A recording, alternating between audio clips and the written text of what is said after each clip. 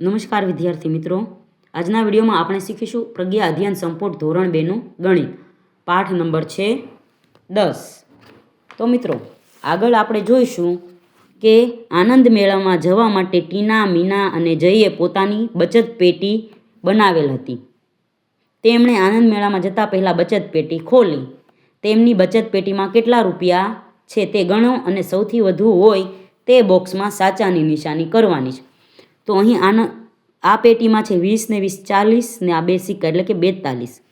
બીજી પેટીમાં છે 20 30 20 30 40 ને 50 50 ને 57, અહીંયા છે 57।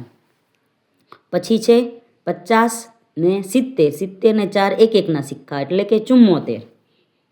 પછી છે 20 ને 20 40 50 60 60 ને 1 2 60 અને આ 5નો સિક્કો છે, એક 2નો સિક્કો છે, એક 1નો સિક્કો છે એટલે કે 68। પછી આ પેટીમાં છે 50 60 70 80 90 અને 3 એક એકના સિક્કા એટલે કે 93। ને આ પેટીમાં 50 60 70 80 85 ને 4 એકના સિક્કા એટલે કે 89 રૂપિયા છે। તો મિત્રો આ બધી પેટીમાં આ પેટીમાં સૌથી વધારે રૂપિયા છે, તો અહીં સાચાની નિશાની કરીશું।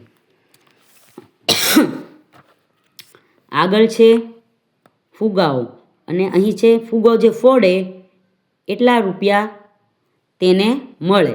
તો અહીં સૌથી પહેલાં વાદળી ફુગાના 5 રૂપિયા, લાલ ફુગાના 10, પીળાના 15, લીલા ફુગાના 20 અને ગુલાબી ફુગાનો 1 રૂપિયો છે।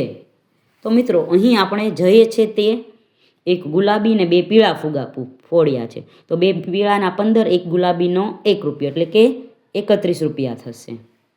પછી ટીનાએ એક લાલ વાદળી અને ગુલાબી ફુગો ફોડ્યો છે, તો 10 5 15 ને 1 16 રૂપિયા થશે। પછી મીનાએ એક વાદળી ને 2 લાલ ફુગા ફોડ્યા છે, તો 25 રૂપિયા થશે। જય, મીના અને ટીનામાંથી સૌથી વધુ રૂપિયા કોને મેળવ્યા હશે? તો જવાબ છે કે ભાઈ જયે સૌથી વધુ રૂપિયા મેળવ્યા હશે। આગળ છે જય, મીના અને ટીનાને ફુગા ફોડવામાં મદદ કરો।